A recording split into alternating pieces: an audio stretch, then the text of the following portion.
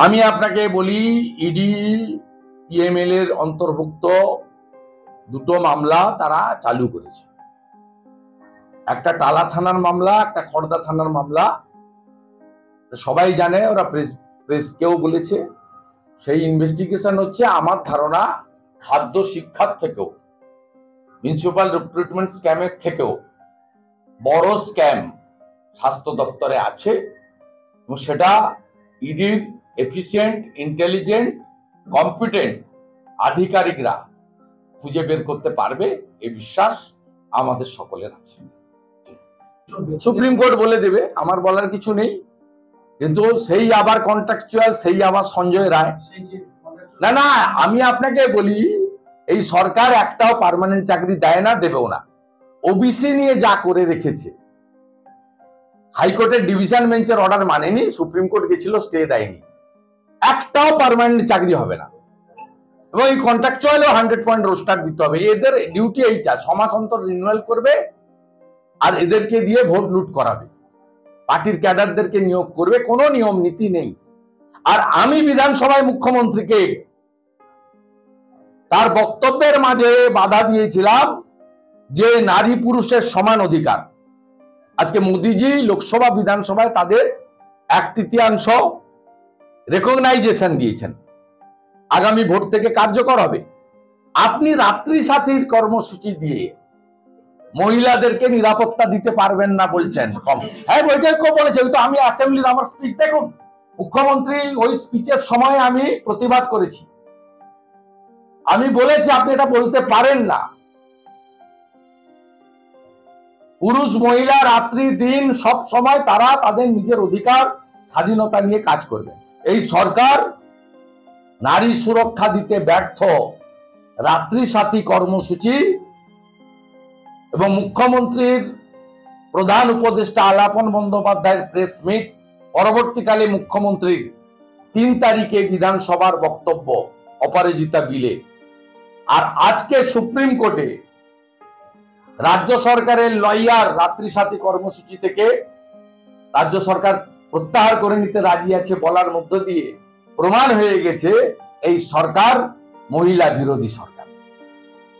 জনতা party রাস্তায় ছিল, আছে, থাকবে। গতকালই আমাদের প্রদেশ সভাপতি কর্মসূচি ঘোষণা করেছেন। আজকে শ্রী শ্রী বিশ্বকর্মা পুজো, সৃষ্টির দেবতা, কর্মের দেবতা, প্রকৃত শ্রমিক দিবস। আজকে প্রধানমন্ত্রীজির 75তম জন্মদিন, চারিদিকে সেবা কর্মসূচি। আমিও সেবাদান করার জন্য এই মুহূর্তে নন্দীগ্রাম 2 নম্বর ব্লকে উপবিষ্ট হয়েছি। প্রথম কথা বলি, গতকালই ধর্মতলা সমাবেশে এবং তারপরে আমি জানিয়েছি যে জুনিয়র ডাক্তারবাবুদের দাবির সঙ্গে ভারতীয় জনতা পার্টি বা জনগণের দাবির কোনো মিল নেই। 8 থেকে 80 জনগণের প্রত্যেকে চাইছে মমতা ব্যানার্জি স্বাস্থ্যমন্ত্রী, পুলিশ মন্ত্রী হিসেবে ফেল। তার জন্যই শিক্ষা, খাদ্য সামগ্রিকভাবে দুর্নীতিতে ছেয়ে গেছে, আইন শৃঙ্খলা ভেঙে পড়েছে, নারী সুরক্ষা, শিশু সুরক্ষা তলানিতে। তাই মমতা ব্যানার্জি সরে যান। দফা 1, দাবি 1, মুখ্যমন্ত্রীর পদত্যাগ। এবং আমরা বিনীত গোয়েলকে জেলে দেখতে চাই, সিবিআই রিমান্ডে নিয়ে ইনভেস্টিগেশন করুক। কিন্তু আমাদের মরাল সাপোর্ট জুনিয়র ডাক্তারদের উপরে প্রথম দিন থেকে ছিল এবং আজকেও আছে। তারা, আমি গতকালই বলেছি, যথেষ্ট বুদ্ধিমান, বিচক্ষণ, নিজেদের সিদ্ধান্ত নিজেরা নিতে পারে। কিন্তু তাদের দাবি এবং মুখ্যমন্ত্রীর কালকে রাত্রিবেলা লেট নাইটের প্রেস কনফারেন্স, দুটো যদি আপনি মেলান তাহলে দেখবেন মুখ্যমন্ত্রী এতটুকুও অনুতপ্ত নন। তিনি বলেছেন, আমি ডিএমই, ডিএইচএস এবং স্বাস্থ্য সচিবকে সরানোর দাবি করেছিল। 3 জনকে সরিয়ে দিলে স্বাস্থ্য ব্যবস্থায় প্রভাব পড়বে, তাই আমি সচিবকে সরাচ্ছি না, আমি জুনিয়র ডাক্তারদের রাজি করিয়েছি। আমি ডিএমই এবং ডিএইচএস কে সরিয়ে দিচ্ছি, যদিও তারা অল্প দিনের জন্য এখানে এসেছেন, মানে তারা দোষী নয়। ক্লিয়ারলি, ক্রিস্টাল ক্লিয়ার কাল মুখ্যমন্ত্রী বলেছেন। এবং বলেছেন তারা যে মর্যাদায় আছে আমি তাদের সমান মর্যাদাতেই বা আরো উচ্চ মর্যাদায় দিচ্ছি। আজকে অর্ডার তাই, they are getting prize posting, not punishment posting. বড় জায়গায় পাঠিয়ে দিয়েছেন, কম্পালসারি ওয়েটিং এ কাউকে পাঠাননি।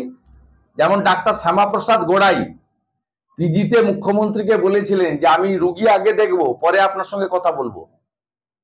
তার জন্য আপনি তার সঙ্গে কি করেছিলেন? তাকে কোর্টে লড়াই করে তার পেনশন, গ্র্যাচুইটি, পিএফ এর টাকা আদায় করতে হয়েছে। আপনি এদেরকে তো পুরস্কার দিয়েছেন। আমি জুনিয়র ডাক্তারদেরকে বলবো যে ভাই বোনেরা, আপনারা একটু মুখ্যমন্ত্রীর কালকের প্রেস কনফারেন্স আর একটু আগে যে অর্ডার গুলো এসছে দেখুন। আপনি এসটিএফ এ পাঠিয়েছেন বিনীত গোয়েলকে, আজকে সুপ্রিম কোর্টে লাইভ স্ট্রিমিং এ দেখেছে সবাই একটা দুটো সেন্টেন্স অনারেবল সিজিআই এর, যে সিবিআই যে রিপোর্ট দিয়েছে আমরা এক্ষুনি পাবলিকলি করছি না, আর একটু ইনভেস্টিগেশনে টাইম লাগবে। কিন্তু এটা এই রিপোর্ট পড়ে আমরা স্তম্ভিত, মানে রিপোর্টে কি আছে সবাই বুঝতে পারছে। রিপোর্ট যেদিন প্রকাশিত হবে ডিজাস্টার হবে, মমতা ব্যানার্জিকে সেদিন যেতে হবে। এবং যখন আমাদের ডাক্তার বোনের পোস্টমর্টমের পরে বাড়িতে দেহ দেওয়ার সময় জামা কাপড়ের কথা বলা হয়েছে, সেখানেও যে পরিবর্তন করা হয়েছে আমরা লাইভ স্ট্রিমিং এর প্রত্যেকটা জিনিস দেখেছি।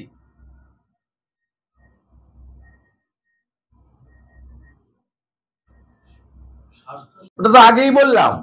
উনি গতকাল বলেছেন যে জুনিয়র ডাক্তাররা 3 জনকে সরাতে চেয়েছিলেন, স্বাস্থ্য সচিব, দুর্নীতিগ্রস্ত নিগম, ডিএমই, ডিএইচএস, 3 জনকে একসাথে সরিয়ে দিলে স্বাস্থ্য দপ্তর চলবে কিভাবে?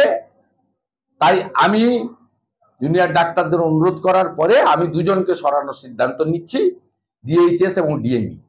তখনই তিনি বলেছেন তারা অল্প সময়ের জন্য গেছিলেন এই দায়িত্বে, বেশি সময় তারা পাননি, তার মানে তারা দোষী নন, এবং তারা যে উচ্চ মর্যাদায় আছেন তার থেকেও ভালো জায়গায় পোস্টিং আমি তাদের দেব, তাদেরকে আমি ডিমোশন করতে পারবো না।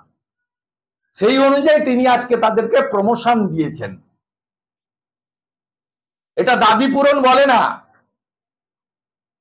এটা বলে সুকমল মতির মেধাযুক্ত সেবক হিসেবে, যাদেরকে আমরা বলি মানুষরূপী ভগবান আমাদের ডাক্তার সমাজ, তাদের মধ্যে জুনিয়র ডাক্তার, এই রাষ্ট্রবাদী রাষ্ট্রপ্রেমী যারা আমাদের ভাই বোনেরা 35-36 দিন ধরে লড়াই করেছেন, অনেক ভিজেছেন, না খেয়ে না দিয়ে স্বাভাবিক জীবনযাপনের বাইরে গিয়ে খুব কষ্ট করেছেন, তাদের দাবি উনি মানেননি।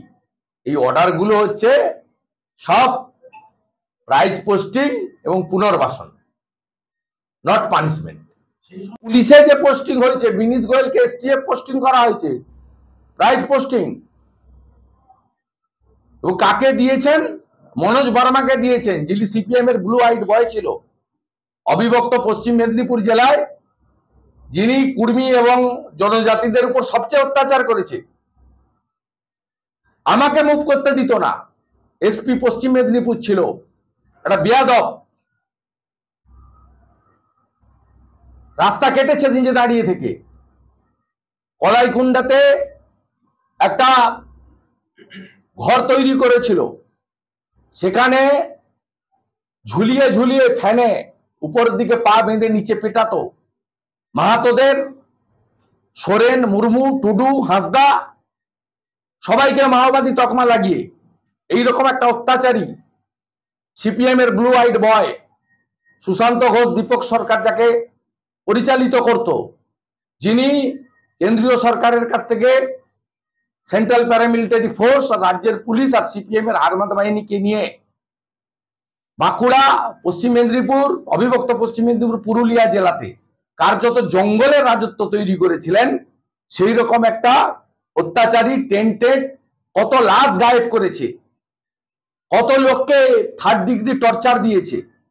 আমি 25 জন ছেলেকে লুকিয়ে রেখেছিলাম, এত অত্যাচার করেছে। ছেলেগুলোকে এখনো কেসে দিন জেলে খাটতে হয়। আমাকে 8 বার বাধা দিয়েছে পশ্চিম মেদিনীপুর জেলায়। এইরকম একটা টেন্টেড অত্যাচারী জঙ্গলমহলে যিনি ব্রিটিশের অত্যাচারকে হার মানিয়েছেন, সেই রকম একটা লোককে কলকাতা পুলিশের নগরপালের মতো জায়গায় আপনি বসিয়েছেন, আর বিনীত গোয়েলকে প্রাইজ পোস্টিং দিয়ে এসটিএফ এ বসিয়েছেন। এবং গতকাল মুখ্যমন্ত্রী বলেছেন বিনীত যেটা চেয়েছে সেটা দিব। দিস ইজ পানিশমেন্ট না সেটেলমেন্ট? ওদেরকে প্রাইজ পোস্টিং দেওয়া হয়েছে, কাউকে পানিশমেন্ট দেওয়া হয়নি। যদি কম্পালসারি ওয়েটিং এ পাঠাতো তাহলে বুঝতাম যে জুনিয়র ডাক্তারদের দাবি মুখ্যমন্ত্রী মেনেছেন, মুখ্যমন্ত্রী অনুতপ্ত। এই মুখ্যমন্ত্রীর মধ্যে কোনো অনুতপ্ত নেই। তিনি একদিকে মুখে জাস্টিসের কথা বলছেন, অন্যদিকে 21 জন লয়ারকে দিয়ে আজকে রাজ্য সরকারের লয়ার লাইভ স্ট্রিমিং বন্ধ করতে গেছিলেন। কি ভয় আপনার? পশ্চিমবাংলার মা বোনেরা দেখছে না হাতে ব্যানার উই ওয়ান্ট জাস্টিস, আর দিল্লিতে 21 জন লয়ারকে দিয়ে সাপ্রেস জাস্টিস, চাপা দাও জাস্টিসকে। আপনি কলকাতা পুলিশের জয়েন্ট সিপি ভি সোলেমান নিশা কুমার সহ একাধিক আইপিএস আইসি এসিপিদের দল বেঁধে কাল পাঠিয়েছেন অভিজিৎ বাবুর গাড়িতে, অভিজিৎ মন্ডলের বাড়িতে, যাতে অভিজিৎ মন্ডল মুখ না খোলে, বাড়িতে যদি কিছু থেকে থাকে সেটাকে সরিয়ে দেওয়ার জন্য। পশ্চিমবঙ্গের বিরোধী দলনেতা হিসেবে বলতে পারি যে গোটা ভারতবর্ষের সমস্ত রাজ্যে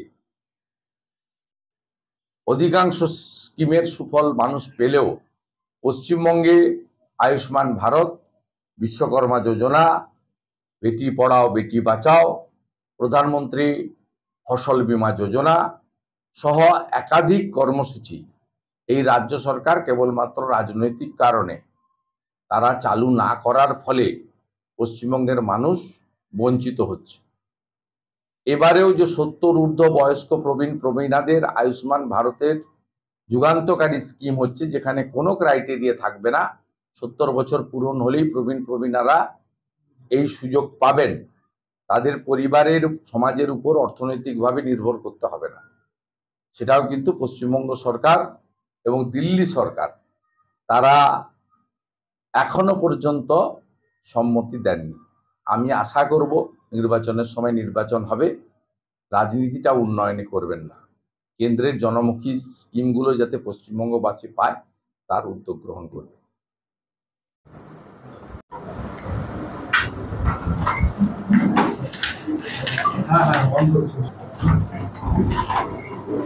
হ্যাঁ